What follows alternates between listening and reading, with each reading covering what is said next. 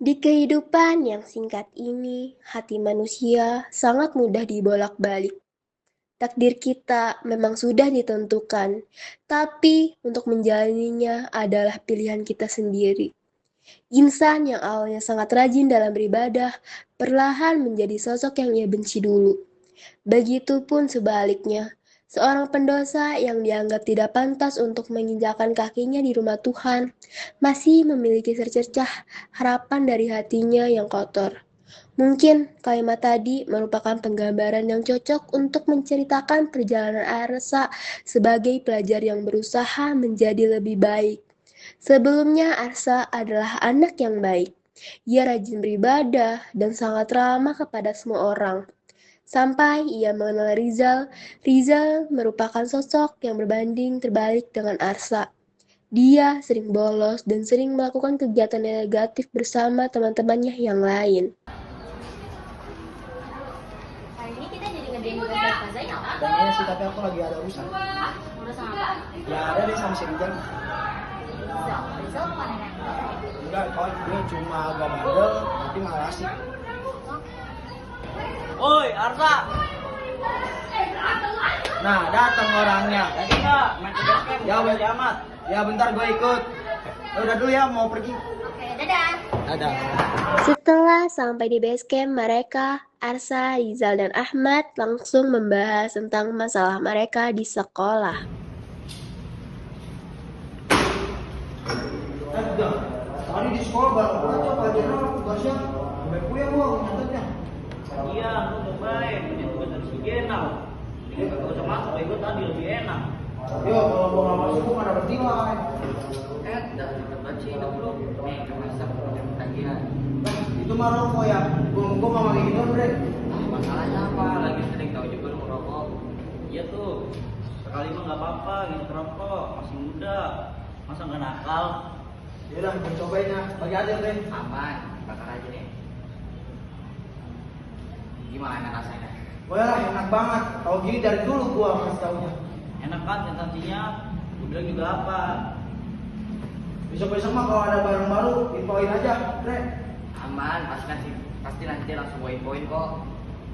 Keesokan harinya,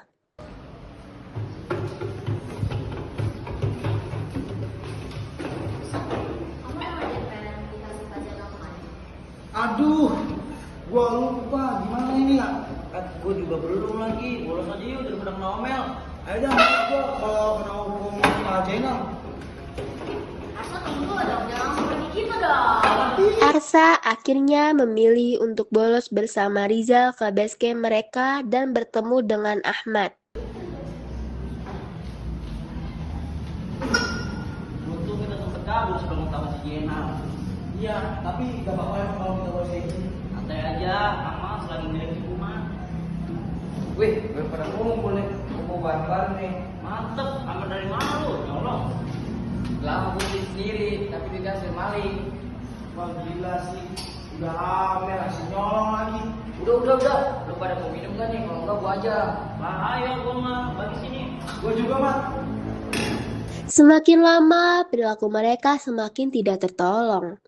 Berbagai dosa dilakukan dengan senang hati tanpa hambatan moral. Arsa yang awalnya hanya ikut-ikutan, mulai terpengaruh dengan pola pikir Rizal dan Ahmad yang dungu. Waktu terus berjalan. Kepribadian Arsa mulai bergeser ke sisi yang gelap. Selain meninggalkan kesempatan untuk memperoleh ilmu, Arsa juga mulai mengabaikan kewajibannya sebagai seorang muslim. Dari menjauhi sholat dan maslahat serta mendekati maksiat. Kemudian Arsa yang sudah tidak mempedulikan etika dan aturan agama dengan berani mengajak temannya Dina untuk berpacaran. Aku mau ngomong sesuatu sama kamu. Ada apa Arsa? Kamu kayak serius? Sebenarnya aku udah suka kamu dari lama. Dari awal kita ketemu, kamu mau udah jadi pacar aku. Arsa, aku paham kalau kamu tuh ada perasaan sama aku. Tapi aku nggak bisa pacaran. Karena pacaran adalah salah satu bentuk dari zina yang disebutin dalam Quran Surah Al-Isra ayat 32 yang bunyinya, janganlah kamu mendekati zina karena zina itu sesungguhnya perbuatan yang keji dan suatu jalan yang buruk. Tapi Dina, aku bener sayang sama kamu. Arsa, kamu udah gila ya? Apa ini efek pertemanan kamu sama Rizal? Ah, udah kalau nggak mau mah, aku mau cari yang lain aja. Arsa, tunggu. Setelah cintanya ditolak Dina, Arsa semakin stres dan menggila. Arsa memutuskan untuk menceritakan kejadian tadi kepada teman-temannya. Nah, si Arsa udah datang. Kenapa lu buru-buru? Gue ditolak sama si Dina, taibat lah. Ya, si Arsa baik tahu segala, yang nggak bisa nyari yang lain aja. Si Arsa udah cinta mat ke Dina mat. Anak muda secepat itu. Diem ah, gue lagi bete banget. Daripada gak mau, mendingan nanti malam kita tawuran sama sekolah sebelah. Gimana, lu belum pernah kan? Belum pernah sih, tapi hitung-hitungan bukan nambahin pengalaman juga. Nah, gitu tuh, jangan galau mulu. Arsa, Rizal, dan Ahmad pun mempersiapkan peralatan untuk tawuran nanti malam. Namun, perilaku mencurigakan mereka terlihat oleh teman-teman sekelasnya. Dan mereka melaporkannya kepada Pak Zainal yang sedang mencari Arsa.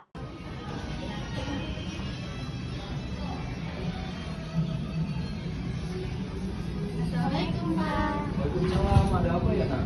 Tadi kita melihat Arsa dan Rizal bersama teman-temannya membawa gagang sapu dan kursi. Sepertinya mereka mau ikut tawuran. Wah, kebetulan sekali saya sedang mencari Arsa. Gimana kalian melihatnya? Di sebelah situ Pak. Oh baik, terima kasih infonya. Assalamualaikum.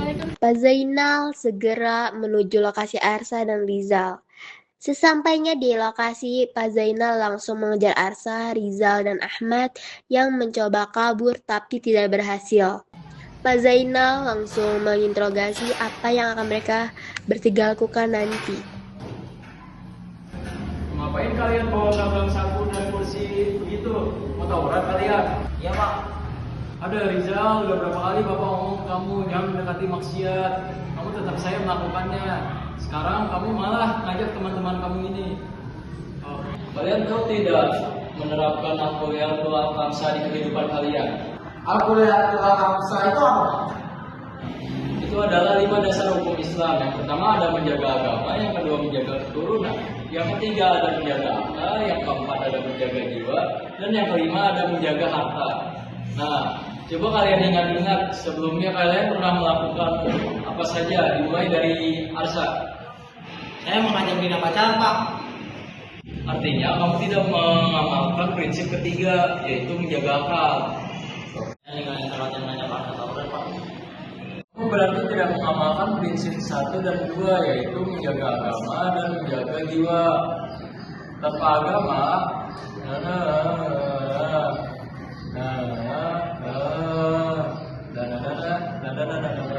oke, udah. Kalau saya mencuri uang dan membeli minuman keras, Pak. Astagfirullahaladzim, itu berhubungan dengan prinsip ketiga dan 5, yaitu menjaga akal dan harta. Akal adalah anugerah terbesar manusia. Jika akal rusak, hilanglah kemanusiaan seseorang. Yang kedua, melarang mengambil harta orang lain dengan cara batil, kecuali lewat perniagaan yang saling ridho. Sekarang kalian sudah paham? Paham, Pak. Kita semua tidak akan mengulangi perbuatan itu lagi. Bagus. Sekarang kalian sudah paham kalau kalian salah. Saya harap kalian lebih baik lagi. Kita bisa mulai melakukan prinsip yang pertama dulu. Nah, mumpung sebentar lagi udah aja, ayo kita sholat berjamaah. Seperti yang dikatakan di awal, hati manusia itu sangat rapuh, apalagi di hadapan Sang Pencipta yang Maha Esa. Kekotoran hati bukanlah penghalang dalam usaha menjadi pribadi yang baik.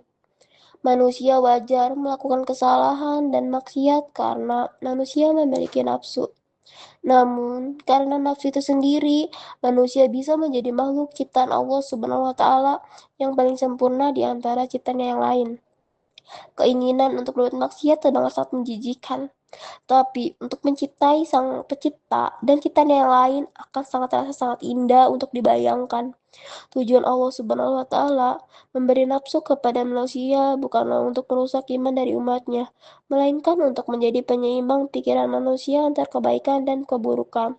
Selebihnya takdir hidup manusia ke depannya bertumpu pada pilihan yang ia pilih hari ini.